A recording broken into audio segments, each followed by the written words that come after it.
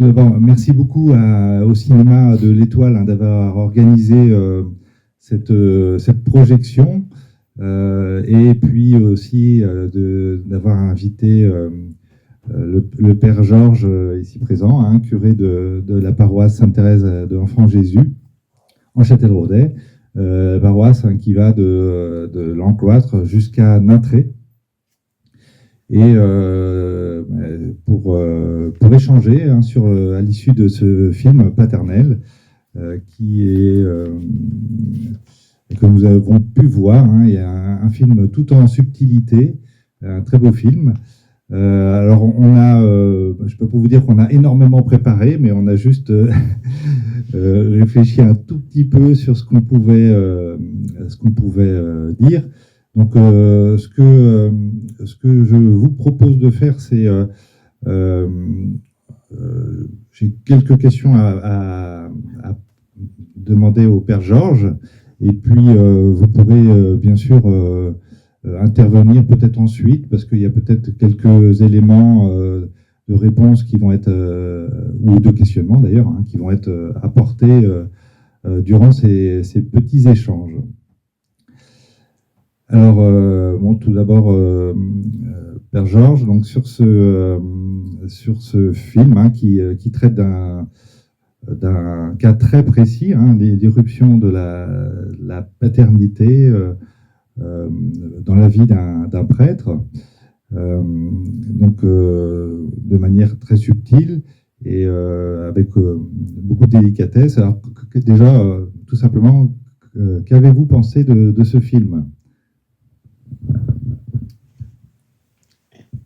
Je n'ai pas vu ce film avant, ça veut dire comme vous tous, j'ai découvert ce film.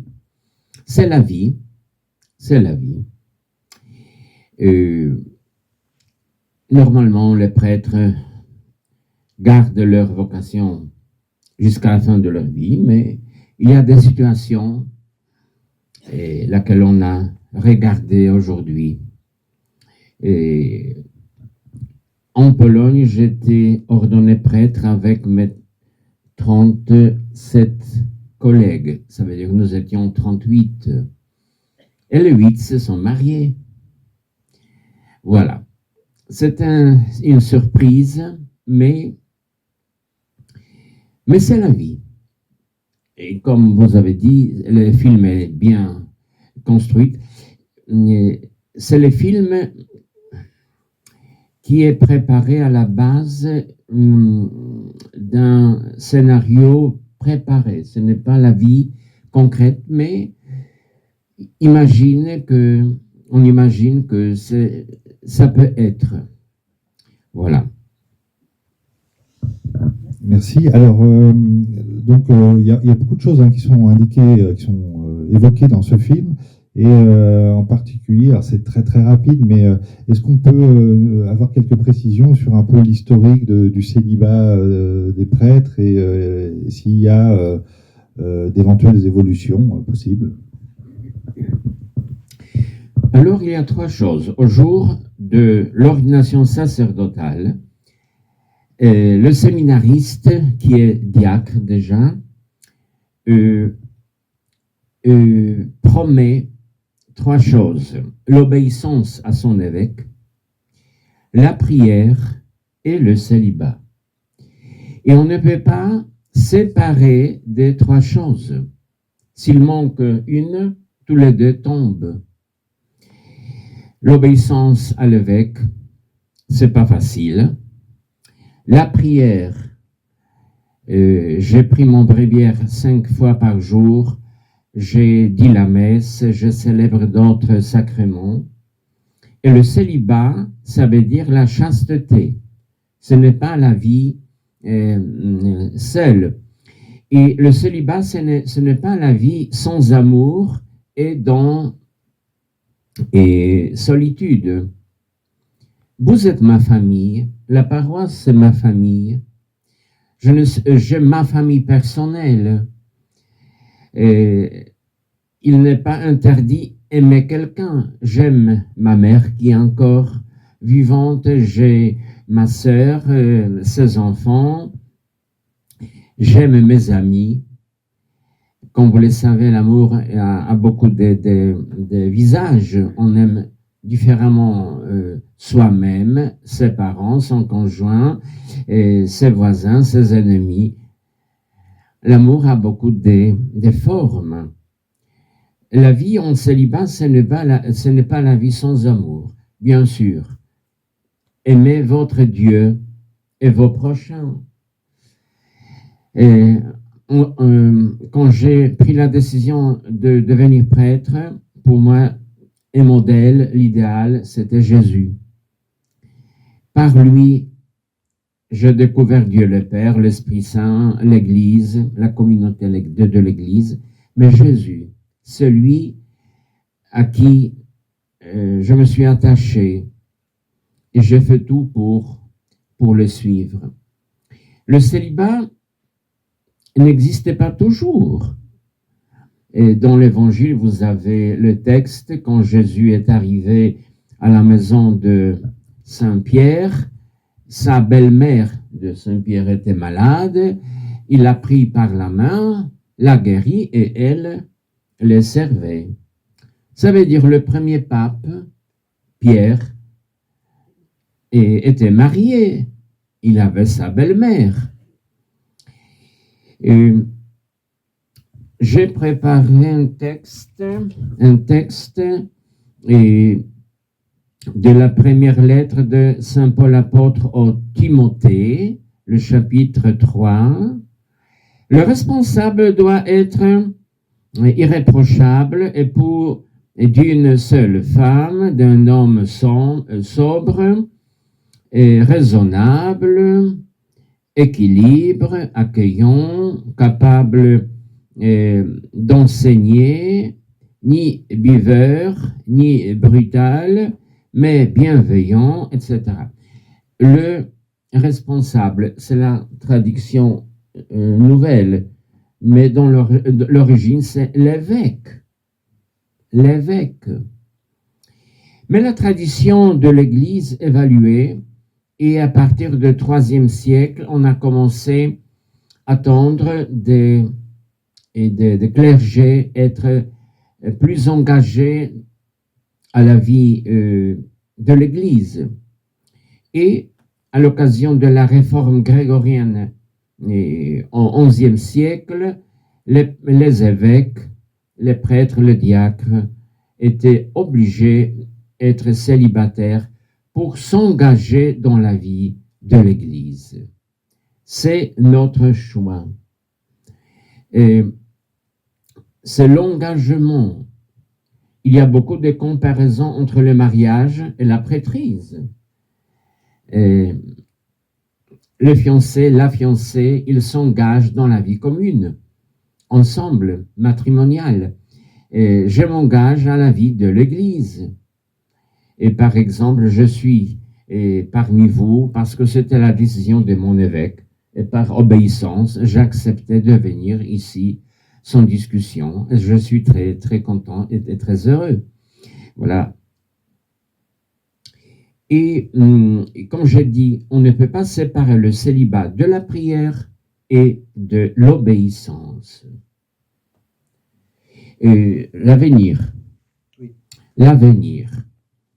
Il manque des prêtres. Je remplace le 17 curé qui était il y a 50 ans. Est-ce que permettre de prêtres se marier, est-ce que c'est la résolution? Je ne crois pas. Il y a quelques idées, par exemple, l'évêque pouvait ordonner les prêtres, les hommes mariés, mais limiter leur mission que pour l'Eucharistie. C'est vrai prêtre, mais on a besoin de l'Eucharistie tout d'abord. S'il n'y a pas de communion, Jésus eucharistique, l'Église meurt. Et il y a une idée de proposer aux hommes fidèles, corrects, mariés, d'être prêtres, mais pour l'Eucharistie, pour dire la messe. Et les autres sacrements, on laisse pour les prêtres célibataires et pour les diacres. Les diacres peuvent être mariés. Nous avons un diacre célibataire, mais c'est l'exception. Au diocèse de Poitiers, nous avons plus que 40 diacres et presque 100% ils sont mariés. Ils fonctionnent très bien. Ils connaissent la vie. Plus que peut-être moi, comme moi, parce que je suis célibataire. Je n'ai pas d'enfant. Je connais théoriquement des problèmes des parents avec leurs enfants, par exemple. Mais je suis capable de vous conseiller de temps en temps, s'il faut, comme le père Simon a conseillé, voilà, aux parents qui ont demandé le baptême, à jeune fille qui avait problème avec son copain, voilà, qui attendait un bébé. Alors, vous avez évoqué des idées d'évolution. Alors, est-ce que d'où viennent ces idées? Parce que j'ai entendu, ou j'ai lu des textes de notre archevêque, Pascal Winzer, qui justement a évoqué certaines possibilités. Alors, est-ce que c'est à ça que vous faites allusion? Oui, exactement. C'est notre évêque et les autres évêques en France. Pas tous. On a plus que 120 évêques en France. Mais il y a quelques évêques qui regardent plus loin pour préparer l'avenir de l'Église. Et cette idée n'est pas contre l'esprit de l'Église. Parce que l'Église est une de sa nature, mais hélas, partagée. Nous avons les orthodoxes, nous avons les protestants, les anglicans, les catholiques. Et dans la communauté de l'Église orthodoxe, les diacres et les prêtres peuvent être mariés, mais pas des évêques. Les évêques sont toujours célibataires, parce que le sacrement d'ordination, c'est un sacrement coupé en trois, on peut dire. Et tout d'abord, j'ai été ordonné diacre, je suis diacre. 3 mois plus tard, j'ai été ordonné prêtre. Et Monseigneur Winzer a été ordonné évêque, celui qui a la plénitude du sacrement de la prêtrise. Je n'ai pas la plénitude. C'est pourquoi lui, il peut ordonner le nouveau diacre, le nouveau prêtre et le nouveau évêque. Parce qu'il a la plénitude du sacrement. Le diacre fait tout ce que je fais, sauf les 2 choses. Le diacre ne peut pas consacrer l'Eucharistie, ça veut dire la messe, et le diacre ne peut pas absourdre, ça veut dire confesser. Les autres choses, il peut faire comme moi. Donner la communion, prêcher, et bénir avec le Saint-Sacrement en encensoir, bénir des mariages, baptiser, sauf l'Eucharistie et la confession. Et bien sûr, comme moi, il ne peut pas transmettre le sacrement d'ordination aux autres.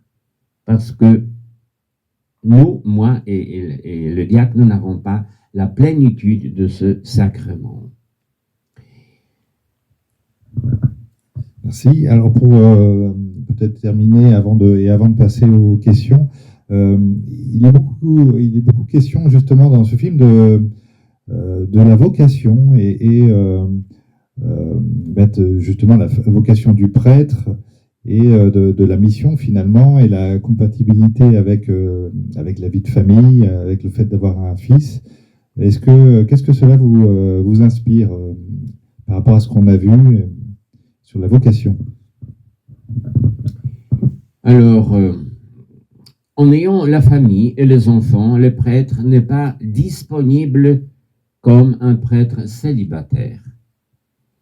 Dans notre diocèse, il y a un prêtre gréco-catholique marié, il y a 2 belles filles, sa femme est dentiste, ils sont d'origine roumaine, ils sont arrivés en France, il a quitté sa paroisse pour suivre sa famille parce que sa femme a trouvé le boulot, le travail en France. Et pendant des années, c'était le prêtre au foyer. Voilà, les gréco-catholiques, ce sont les orthodoxes unis avec Rome, avec le pape. Notre évêque a préparé une lettre au pape et le pape lui a donné l'autorité et le pouvoir de servir à la communauté catholique. Maintenant, il est comme moi. De temps en temps, il dit la messe dans le rituel oriental. Voilà. Il faut prier pour les vocations. Jésus est fidèle. Il toujours donne des vocations, mais pas des réponses positives.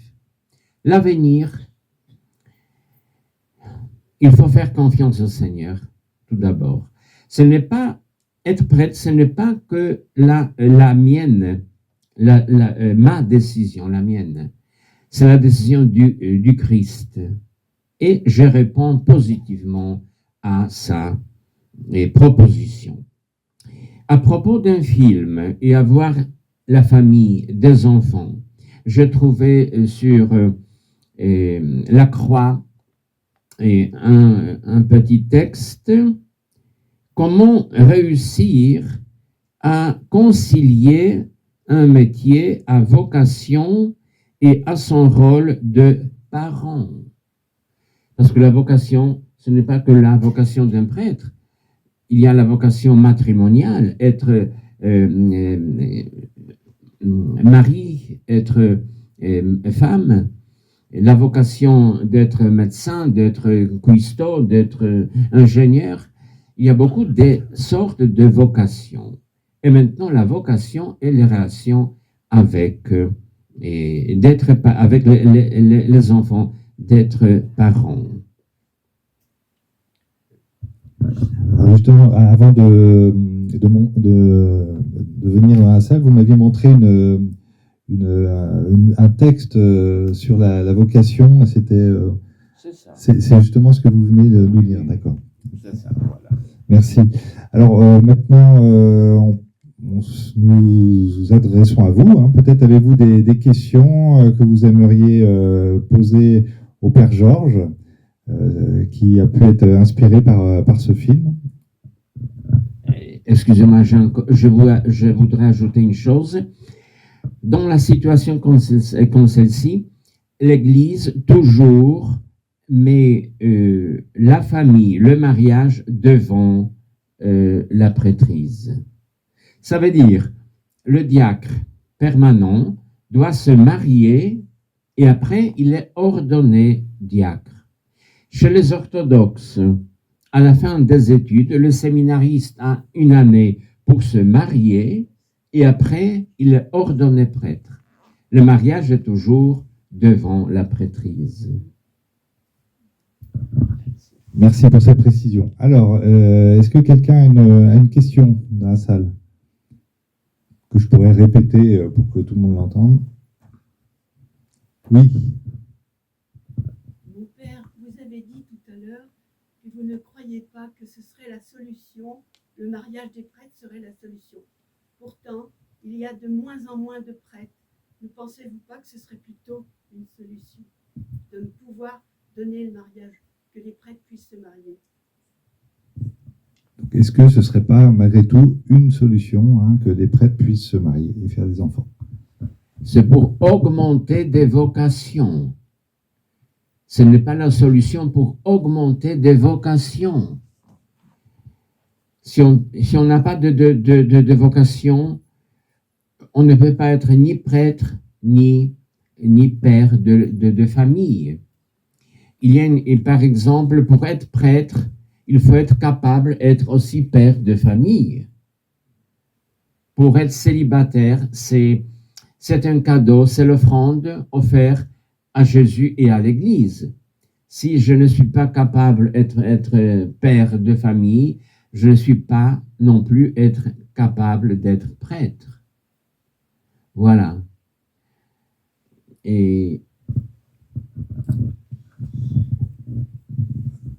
Alors, quelqu'un veut poser une autre question ou compléter? Oui. Pour espérer plus de vocation. J'ai pas pour espérer le plus de vocation, il faut prier le Seigneur. Il faut prier, demander le Seigneur d'envoyer les ouvriers. Le moisson est grande, mais grand, mais pas de travailleurs. Le monde est tel qu'il est. Mais notre foi dépasse des montagnes. Et notre montagne, c'est le manque de vocation aujourd'hui. Et dimanche prochain, c'est le dimanche de la prière pour les vocations. J'ai apporté aujourd'hui dans quelques églises des images avec la prière pour les vocations. Je suis parmi vous depuis presque 3 ans. Après chaque messe dans la semaine, j'ai pris l'Angélus avec les fidèles présents à la messe pour les vocations. Il faut prier, il faut espérer et faire confiance au Seigneur. Voilà. Merci. Alors, une autre question ou d'autres questions? Pardon, pourrait-on envisager plus d'engagement de la part des femmes? Il y a les diacres hommes, pourquoi pas des diacres femmes? Donc, la question du diaconat pour les femmes. Il y a au début de l'Église, dans le 1er siècle, il y avait des diaconesses. Et les femmes ont leur place à l'Église. Le diaconat a cette forme d'aujourd'hui. Ce n'est pas ce n'est pas la forme pour les femmes. Mais on verra. Pour être prêtre, c'est difficile, mais pour être diacre ou diaconesse, pour baptiser, pour prêcher, on verra. L'Église évolue. Voilà. Et comme je vous ai dit, au début, il y avait des évêques mariés, des prêtres mariés. Maintenant, les clergés, nous sommes célibataires. Mais on verra. C'est l'Esprit Saint qui dirige de l'Église, qui inspire le pape et les évêques. Père, vous disiez tout à l'heure qu'il y a des hommes qui peuvent être ordonnés seulement pour l'Eucharistie. Pourquoi ne pas en ordonner davantage? Qui ferait juste l'Eucharistie? C'est ce qui nous manque partout. On n'a plus de messe nulle part. Écoutez, être prêtre, c'est un boulot. Il faut être prêtre de famille. Et si un prêtre marié doit faire ce que je fais, dans la semaine, il peut être absent quelques jours à la maison. C'est pourquoi c'est la proposition, c'est une idée. Ordonner des prêtres pour l'Eucharistie qui est la vie de l'Église. Sans Eucharistie, l'Église meurt. Voilà. Exceptionnellement, le prêtre marié peut baptiser, peut bénir des mariages comme un diacre, mais s'engager entièrement dans la vie de l'Église, c'est difficile à partager avec la vie familiale.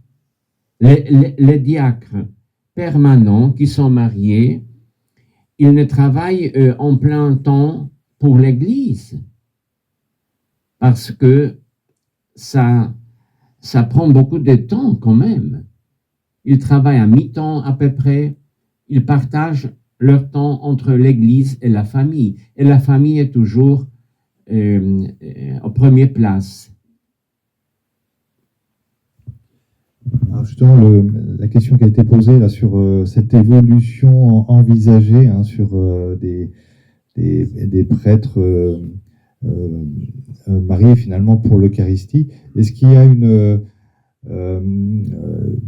enfin, au niveau de la temporalité, est-ce qu'il y a on parle quoi, en années est-ce que c'est envisageable à moyen terme ou il faut être patient? Je pense qu'il faut être patient.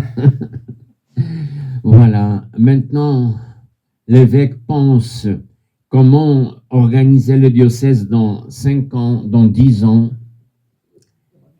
Parce que, je ne sais pas, est-ce que vous êtes conscient que dans notre diocèse, qui couvre les 2 départements, nous avons 40 prêtres en âge moins de 75 ans. C'est l'âge de retraite. Les autres prêtres, à peu près 60, ils sont retraités. Ils ont plus que 75 ans.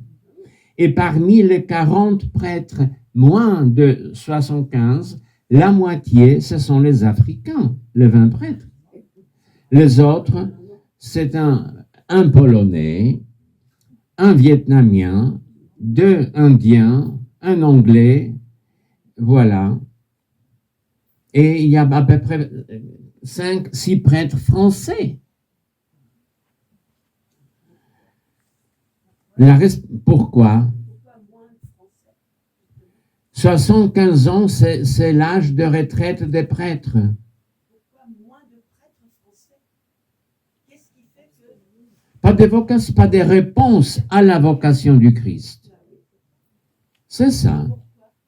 Ah, je ne sais pas pourquoi.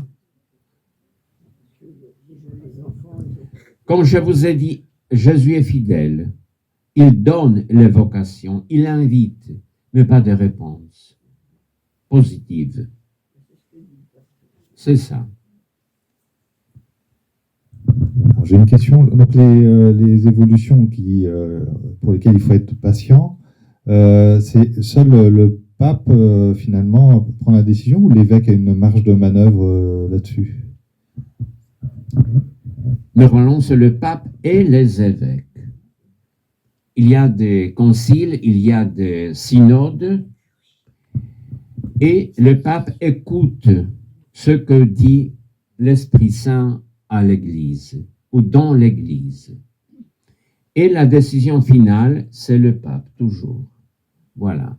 Mais ce n'est pas la décision seule, indépendante. Le pape fonctionne toujours avec les évêques de l'Église du monde entier. Alors, quelqu'un veut intervenir? Une autre question? Jean-Marie? Jean-Marie? Si c'est, puisque enfin, on considère que c'est l'Esprit Saint qui mène l'Église, avec le Christ et l'Esprit Saint, est-ce que la situation actuelle, le manque de réponse à la vocation sacerdotale, est-ce que c'est pas aussi l'Esprit Saint qui nous invite à ces changements dans l'Église? La question, je répète. Est-ce que c'est pas sur le plan des responsabilités des ordinants, mais aussi sur une participation plus importante des chrétiens à la vie de l'Église? Donc, je redis la question pour qu'on entende bien. Est-ce que l'Esprit Saint ne nous fait pas des signes, finalement? Est-ce que c'est pas lui qui invite à un changement dans l'Église et à une participation plus importante dans une prise de responsabilité plus importante des chrétiens dans l'Église? D'accord. Sans toujours compter sur les prêtres et sur davantage de prêtres, etc. La première chose, les sacrements sont constitués par Jésus, pas par l'Église. Dans la prêtrise, c'est Jésus qui a constitué ce sacrement. L'Église n'est pas capable de changer. La forme de fonctionnement de l'Église, c'est l'Esprit Saint qui nous guide, mais n'oubliez pas que Dieu Tout-Puissant, il est très discret, il est conséquent, il est fidèle, il respecte notre liberté, nos décisions, parfois incorrectes ou fausses, mais peut-être c'est la solution, oui, trouver une autre forme de fonctionnement de l'Église. Mais c'est l'avenir. C'est pas aujourd'hui. On ne peut pas changer l'Église dans un an ou dans 5 ans même. L'Église est très différente, n'oubliez pas aussi. Il y a des traditions à l'Église. En Égypte, il y a des coptes. Ce sont des catholiques complètement différents que nous. Il y a l'Église orientale. Et dans ma paroisse précédente, il y avait 2 familles irakiennes, orthodoxes. Voilà. On a parlé un petit peu et il était surpris de la forme de fonctionnement de l'Église catholique en France, en Europe. Ça veut dire l'Église n'est pas homogène.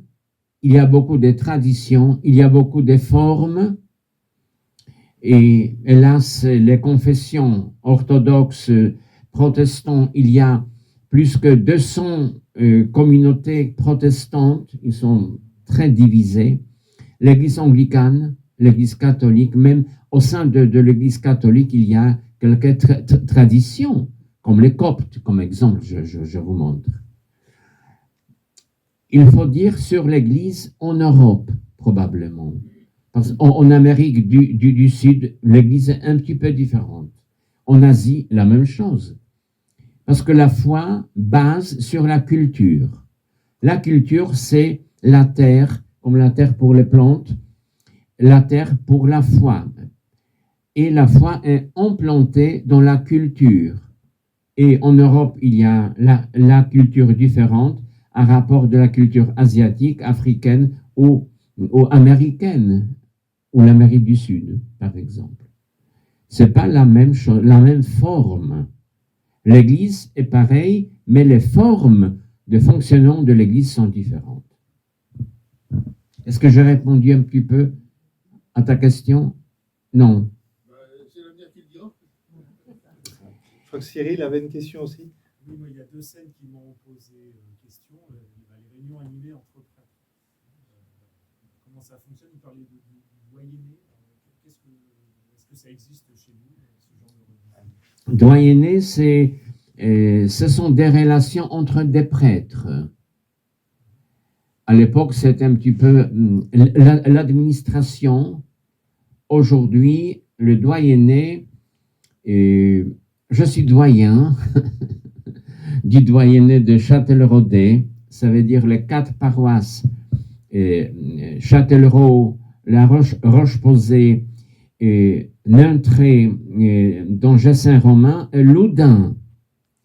Et tous les 2 mois, nous nous rencontrons pour partager entre nous la vie des prêtres. Pas d'administration, mais la vie spirituelle, la vie sacerdotale, la vie entre nous, les collègues. Voilà. C'est la doyenné qui n'est pas comme ailleurs. Et vous êtes combien dans la doyenné? Alors, on est 7 prêtres. 7 prêtres. Et les 5 curés, et un prêtre 88 ans et un prêtre fidei donum d'Afrique. Voilà. Fidei donum, ça veut dire prêter pour le diocèse. Fidei donum en latin, ça veut dire le don de la foi. Une deuxième question, c'était... Non? Tu avais une deuxième question ou c'est bon? Ça veut dire le doyenné existe, mais ce n'est pas la même forme qu'à l'époque. Ce sont des relations entre nous, les prêtres. Par exemple, se remplacer pendant les vacances, voilà, et on travaille ensemble, on confesse tous dans chaque paroisse à l'occasion de Noël ou de Pâques. Et on prépare des jeunes à la confirmation ensemble. On partage aussi des futurs mariés. Dans notre paroisse, il y avait 2 couples de fiancés de Châtellerault. Un couple de notre paroisse était à Châtellerault parce que le temps est plus convenant pour eux. Le temps de la préparation au mariage, la préparation spirituelle, parce que la préparation administrative est dans chaque paroisse où ils habitent. Alors, dans le film, on a vu aussi donc les deux prêtres, donc Amine et puis Simon, qui sont finalement qui vivent en communauté, qui vivent dans le même bâtiment, ce qui n'est pas le cas au niveau du doyenné. Les prêtres sont, me semble-t-il, tous dans leur logement, leur presbytère. Il y a par contre une évolution qui est évoquée par l'évêque dans les prochaines années, et vous l'avez évoqué avec le faible nombre de prêtres. Donc, est-ce que vous pouvez nous dire deux mots sur cette évolution dans les prochaines années? Je ne suis pas prophète, mais je peux vous dire ou partager avec vous ce qu'on pense. Par exemple, je ne sais pas, dans 5 ans, comme il y avait 2 prêtres moins de 75 ans, nous habiterons à Châtellerault et les 4 paroisses de Châtelleraudais seront transformées en une paroisse. Par exemple, s'il n'y a pas d'autres vocations. Il y a des vocations, mais dans ma paroisse précédente, il y avait 2 jeunes garçons qui sont allés chez les dominicains, par exemple. Voilà. Mais ce n'est pas la vocation à la prêtrise diocésaine.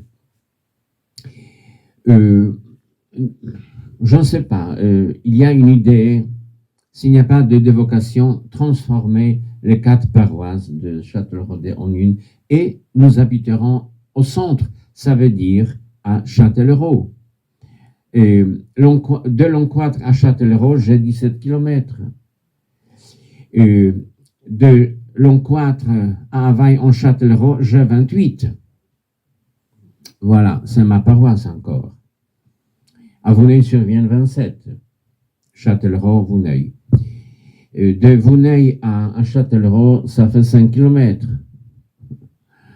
Ou 7. 5 km de Availle-en-Châtellerault, ça fait 5 km. Voilà.